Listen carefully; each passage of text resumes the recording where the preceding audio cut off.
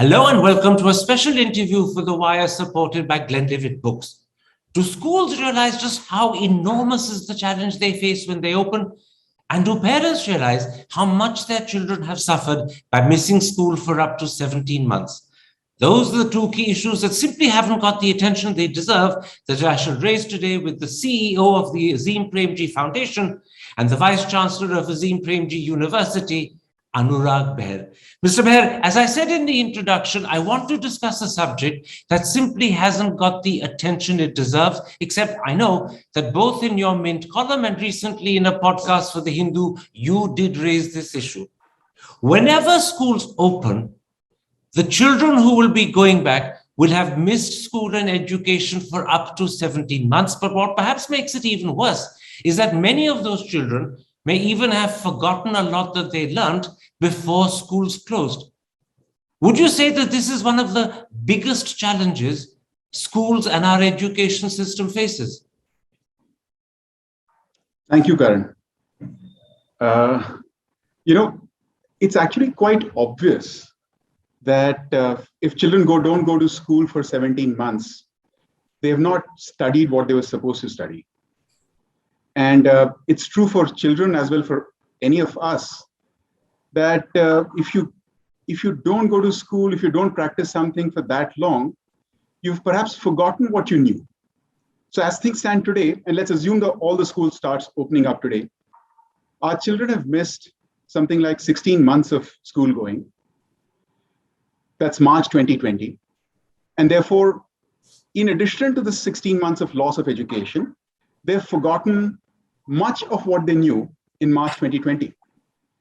And this is not a novel phenomenon. Unfortunately, it's happening in this context of the pandemic, but it's a much researched phenomena that children, when they take a long break from school, let's say long summer vacations, they have some learning regression.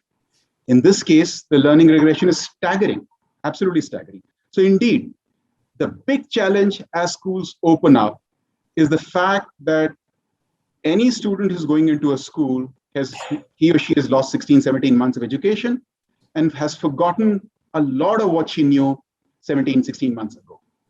Now, this means that schools can't reopen and start as though they have operated as usual for the past year and a half. They have to think carefully about how they handle these children. They have to have planned for it in advance.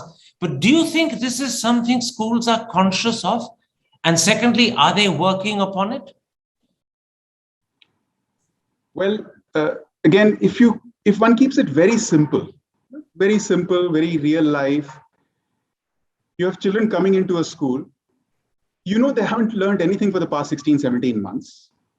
Online education's efforts have happened. They're all good intentioned things, but the efficacy of online education is very limited, if any at all. So you have children coming into your classroom. They haven't come to school for the past 16 months. They've forgotten much of what they knew. What would you do? What you would do is you'll actually start teaching them from whatever they know. So that, I think, any teacher, any school understands that that's what has to be done. That's the most natural, the most obvious, and the most urgent thing that would be there. Now, is every teacher conscious of this? Is every school conscious of this? Yes. But is every school, the education system that we have, are we paying adequate attention to this matter? Unfortunately, no. I feel that this is too much of sort of cavalier approach to this whole matter, where people are thinking that kids will come back to school and we can sort of restart almost in a manner as though the last 17 months didn't happen. So a kid comes into school, let's say she's in class 6 and there are another 20 kids in class 6. That kid in class 6 was actually in class 4 in March 2020, because for class 5, she didn't go to school at all. So she was in class 4 into March 2020. Now she's in class 6 when she's entering the classroom. So she's not learned the syllabus of class 5. Not only has she not learned the syllabus of class 5, she's forgotten much of what she knew in class 4 in March 2020. And you have the entire class is full of those kids, right? Now, what would you do? You will start from wherever each child is. Now that, as I mentioned, I don't think, I meet teachers every week. I would have met maybe a couple of thousand teachers in the past 8 weeks. I haven't seen a single teacher. I haven't seen a single teacher who's not conscious of this. I think the question really is, are we systemically across the country? And that must be a coordinated effort because, eventually schools are run by states. Are we systemically paying the highest importance to this matter? Then when kids come back to school, what needs to be done? Can I ask you, what would that systematic attention amount to? Do you have any ideas of what it is that teachers should be doing, schools should be doing? As you said, you've met 1,000 teachers at least in the last week. Every single one is conscious of the problem, but consciousness of the problem is very different to having decided how to handle it. What are those steps that you believe they should be working on so that when schools open, they know exactly what to do? 2,000 teachers, Karan, not 1,000, right? So what should they be doing? Let's go back one step to the question that you began with. When we say this is the greatest challenge facing our education system, actually the challenge has to be dealt with by the teachers. Who else will deal with it? So the teachers have to deal with this entire massive challenge that our education system has. Let's recognize that first. So what does it need? I think the first thing that we need to do is to give a clear direction to teachers from the system that, look, the only priority is that let's get the kids back to where they should have been. So let's focus on making sure that whatever learning has been lost, and learning lost of both kinds, past 16 months of not coming to school and the forgetting, both kinds of learning loss, focus on making sure that all kids come back to where they would have been had the schools been operating. So focus on that. That's a direction, and the directional issue is very important. If we give confused signals, things would not operate. That's one. Two, then let's go back to the same class 6 classroom as an illustration. It makes it sort of live, right? So the teacher will have to go in there into that classroom and assess where each child is. Not every child has forgotten exactly the same thing or to exactly the same degree. So you go into the classroom with 25 kids who are in class 6. So the teacher has to have a method to assess how much has each child forgotten. Once she is assessed, she has to then be able to deal with this bunch of 25 kids who are at different levels, right? Some kid on arithmetic is perhaps at grade 3 because she's forgotten a lot. Another kid, he's at grade 4 still from a perspective of language. So this teacher then has to be able to work with these groups of children from wherever they are to bring them back to where they would have been at the start of grade 6. Right? What do they need for that? And this perhaps is a bit too technical, but what they need for that, what will help them, right? What will help them? Just imagine sort of a workbook, what we've been used to calling workbooks. Imagine a workbook which actually has, let's call them teaching learning material, exercises and stuff from grade 1 to grade 6. So the teacher goes into the classroom with this workbook, which has grade 1 to grade 6 stuff. And depending on where the child is, she can start the child at that grade level with that workbook. Right? So the first one is give clear direction. Second is enable the teacher with tools, teaching learning material to help them deal with a class which is at different levels. Can I come in there? Can I come in there before you come to the third? Let me raise a point about the second, because what this means is that teachers have to treat different students in the same class in a different way. Therefore, how they respond to a student who has only remembered up to class 4 is very different to how they respond to a student who perhaps has forgotten all the way to class 3, and yet different to a student who's been working at home has qualified to be class 5, maybe even class 6. Isn't that very different? Because the teacher has to be 3 different types of teachers within the same class. So, Karan, we should recognize that this is not unusual. Any class, irrespective of whether you have a pandemic or not, is like this. Any class. In any class, you have kids in grade 6 or grade 8 or grade 10 or grade 4, and kids are at different levels of learning. So a good teacher, effective teaching, recognizes that children are at different levels and therefore is able to deal with them as per whatever level they are. In this situation, what will happen is that those differences are much larger, much higher than what would have been otherwise, right? So the method of dealing with students who are at different levels, teachers are used to. It is just that method now has to be helped with the kind of material that I talked about, and which is my third point, and you stopped me for my third point, so I'll stop with that. In a sense, it's not an unusual situation. It is the teachers to be given the direction and have to be enabled with those tools to make this happen. But please make the third point, because I'm very keen that you should. I only asked a question to clarify the second before we forgot the second. Yeah. So, Karan, the third point is time, right? You cannot say that schools will open.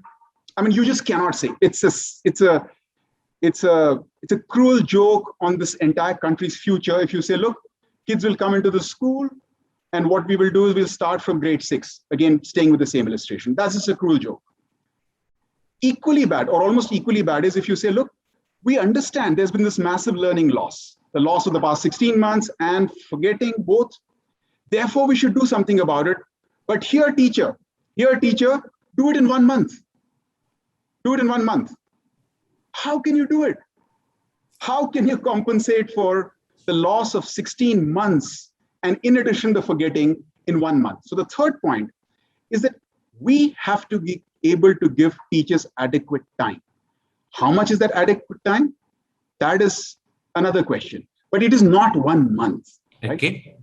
Let me put 2 questions that flow from what you've said. There's an enormous pressure now on teachers, much greater than they faced before. Quite correctly, you said teachers are used to students of different capacity, talent, and caliber in the same class, and they've learned to handle that. But now, the degrees of difference will be much, much greater. Do we have teachers of that caliber? Because this is not just a teaching requirement, this is also a psychological attitude and response. Much more patience will be required in the case of those children who've fallen back. And at the same time, you can't hold back the students who are actually still at the front edge. They need to keep moving on, otherwise they'll get frustrated. So do we have teachers who have that capacity? Do we have enough of them? This is an intuitive question, but what's your feeling? Well, Karan, your question has 2 things, and I want to take them both. The first one, simple and straightforward answers. I think we have enough teachers of that caliber. I said 2,000 teachers in the past few weeks. I meet teachers all the time. I would say the large majority of our teachers are adequately competent and adequately committed if they're given support and an enabling environment. Okay. That's the key. Absolutely the key. If you do not give them the support and an enabling environment, not just our teachers, any workforce gets disengaged. But the large majority, and when I say large majority, I'm talking about 80%, 90% teachers, right?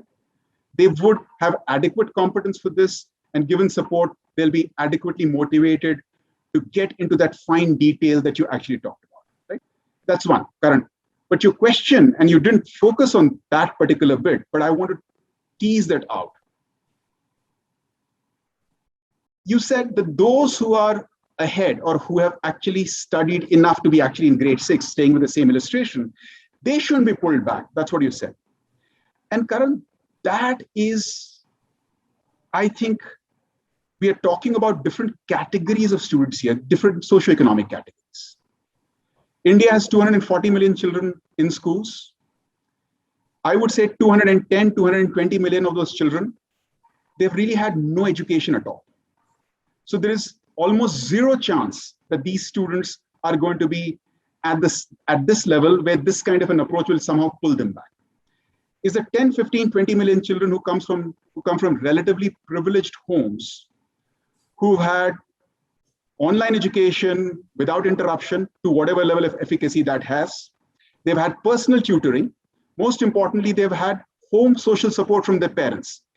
These are the kids who actually would be, let's say, more or less at that grade that we were talking about, right? So, but these kids go to different schools. I mean, given 240 million students, of course, there'll be some common set, but that's really small. We are talking about kids who go to different schools. So it's not as though that you're going to have a class 6 where you have these 20% kids who are sort of actually as class 6, and you're going to hold them back by focusing on the other 80% or 40%, right? So I think that's very important to recognize, to note, to record that we are talking about the vast majority of students of this country, maybe 200, 210 million students. Let me put a radical thought to you. Is there a case for some students, maybe not all, that actually when they go back to school, and this is a tough call, but perhaps it's a sensible one, you don't promote them from grade 4 to 6, but put them back in grade 4, or at least grade 5. I know it'll mean that they lose out on one full academic year, and that will affect them for the rest of their lives. But might that not be the most sensible thing to do? And then we need to change our system so that future age cutoffs are adjusted and they don't permanently face disadvantage. So, Karan, I think you said tough and sensible, or courageous and sensible? Tough and sensible. Tough and sensible, right? I would use the word tough at all. I think it's the sensible thing to do, right? In fact, if we're thinking of some other, let's say the framework, we are sort of deluding ourselves. We're deluding ourselves about these 17 months, 16 months, and the learning loss that's there. We're deluding ourselves. Now, the thing is that, will we require a situation where these children, and as I mentioned, I don't think that's a small minority. I think that's the vast majority. Of 240 million children, I think we are talking about 210 million children, right? So it's not as though you've got 10% of the kids who are going to go through this repeat year, as it were. It's actually almost all the children of this country. Now, I'm not sure whether in practice you actually will have to do the entire year again. I'm not sure. It has to be discovered. I don't think any one of us fully understands that. Right? I earlier said that giving 1 month is insufficient. Do we need to give 12 months? Perhaps, perhaps not. And why do I say that? Why I say that is one needs to think of multiple orchestrated, coordinated measures. And I'll introduce another coordinated measure, which means you've given the direction to teachers that kids have to be brought back to this level. You are giving them time. But what we also could and should be doing, we should be looking at the curriculum, the syllabus of every class, and in some senses, making it lighter. Not making it less serious, not making it less in any way, but making it less content heavy. So you imagine this. What you're doing is that you're looking at the syllabus from, let's say, grade 2 onwards to grade 12, and you're saying, look, let me take this stuff out without compromising on the basic capacities. But can you do that? Can you do that? Can you can take stuff out without compromising? When you make it lighter, i.e. you lessen the content, aren't you leaving the children uninformed about what you're removing? Actually, Karan, this we need to do anyhow. So if you look at the National Education Policy 2020, which the Union Cabinet has approved, one of the fundamental principles on the curriculum that the NEP 2020 talks about is that it needs to be content lightened. Okay. Right? That doesn't mean that it's lightening the curricular goals in any manner at all. It's by lightening the content, you can actually focus far sharper and far more on conceptual understanding, critical thinking, social capacities, and so on, right? So this whole matter of redesigning, reconfiguring the syllabus, as it were, is not something that has not been thought about. In Yes, fact, but you're now suggesting that the reconfiguring of the syllabus and concentrating on concept thinking and encouraging children to use their mind rather than rote learning must happen at the same time as facing the pandemic challenge. The two have to now happen together, and that again makes it very difficult for schools and teachers and perhaps even for students. You may have a solution, but the solution might end up making the problem yet more difficult. I don't think so, Karan. The first, let's recognize that we are facing a very difficult situation. There are no easy solutions. But we know that. There are no easy solutions. We know that. There are no easy solutions. There are no perfect solutions, right? There are no perfect solutions also, right? So you got to try. And so one measure possible is what you said. Let every child repeat the entire year. That's possible. I mean, that's a possible solution. Another combination of the solution is what I was referring to, which is, well, let me just use a phrase here. Let's have a learning recovery term for all schools, an LRT, a learning recovery term, first term, second term, that kind of stuff. Let that learning recovery term be 6 months. In that learning recovery term, all teachers, all schools are focusing on recovering learning from the past 17 months and what has been forgotten, right? Let them do that. In addition, alongside, you're reconfiguring the syllabus in this manner, lightening the content load. Is it possible to do? It's possible to do fairly quickly, right? It's not something that is, as I said, it's not something that is newly thought about only because of the pandemic. People have worked on it. It can be done. So that's another possible solution. Either of those solutions or some combination of them. The principle being that time has to be given. Right? The principle being that time has to be given cannot be compromised with. But what's inherent in the learning recovery term, which you say could last up to 6 months, is that of the 1 year supposedly spent in 6th grade, to carry on with that example, the first 6 months will have been spent recovering what you've forgotten from either grade 4 or never were taught in grade 5. So you've only now got 6 months to actually learn what you should have spent a whole year learning in grade 6. That is still a challenge, no matter how much you thin down the curriculum. You can't literally reduce it to 50%, can you? Absolutely right. I mean, is it a challenge? Absolutely, it is a challenge, right? Could you do it? Could you try it in a situation of this nature, which nobody's actually dealt with before? You know, one has to try these solutions. There is no, as I mentioned, and nobody knows exactly what needs to be done aside from the principles. Now, if you ask me from a perspective of my understanding of the curriculum and the syllabus, could you do this in 6 months' time, the lightened load? And if you think of other measures alongside, which means no summer vacation, right? For instance, no summer vacation, no winter vacation, cut down to the number of holidays. Could it still be attempted? Yes, I think it can be attempted. Right? Now, Karan, if I may ask you also, let's just walk back a bit where we started. We are talking about potential solutions, whether repeating the entire year or this combination of the 6 month of learning recovery term plus lightened content load, summer vacation and winter vacation gone. One of these kind of solutions vis-a-vis the situation today where we don't see actually any thinking about this. I mean, that's the point. At the individual teacher level issue. That's the point that I asked you earlier. You said you've met 2,000 teachers. They're very conscious of it. But consciousness is one thing. Thinking about how you handle it is a very different thing. Is it teachers who need to be doing it individually, or is it school boards? Is it headmasters? Is it the government? At what level should people be considering what do we do? A quick answer, because we're running out of time. The teachers are conscious, they will try and do it.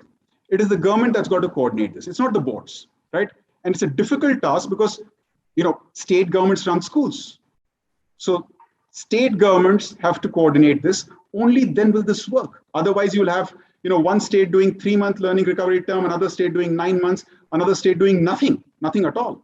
Do you see any signs that state governments and the central government are actually thinking and addressing this problem? I don't know about the government of India, about the union government, because union government has a very limited role to play in the schools. Some of the states that I have been talking to, they're thinking about it, right? But unfortunately, too many states are not even thinking about it. And even those who are thinking about it, they're too worried about this whole matter of, I think what you use, that phrase, the lost year or the lost time and stuff like that. They're just too worried about that, right? So at this moment, I think this is a real emergency that we are facing.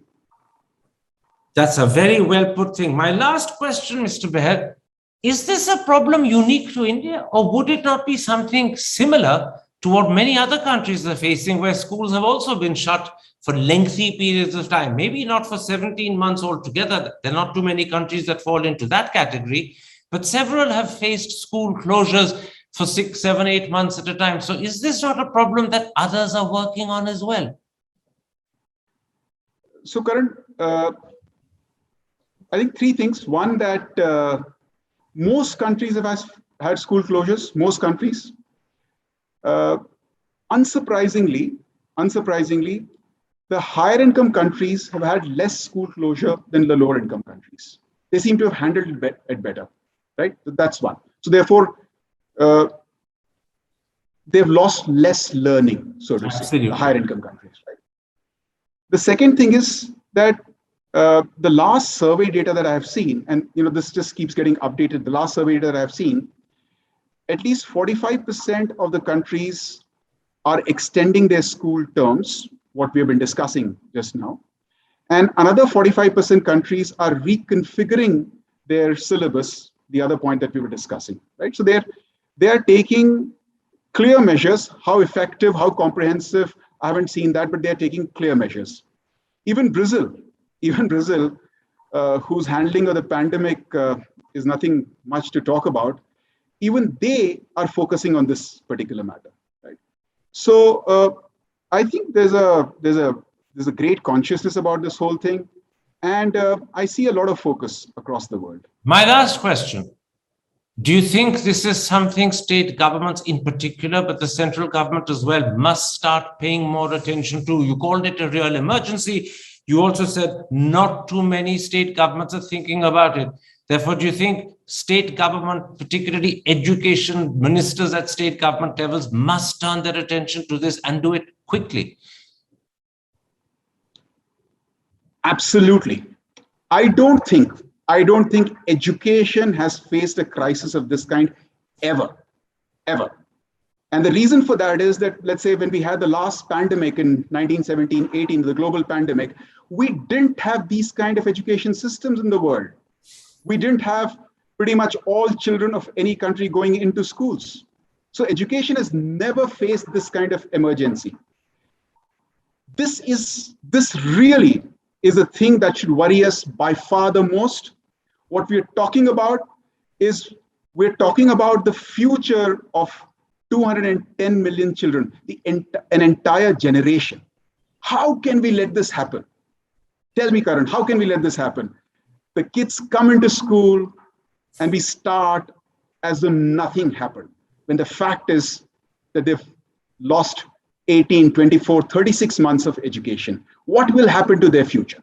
Absolutely. Let's end on that question because it puts it across most forcefully.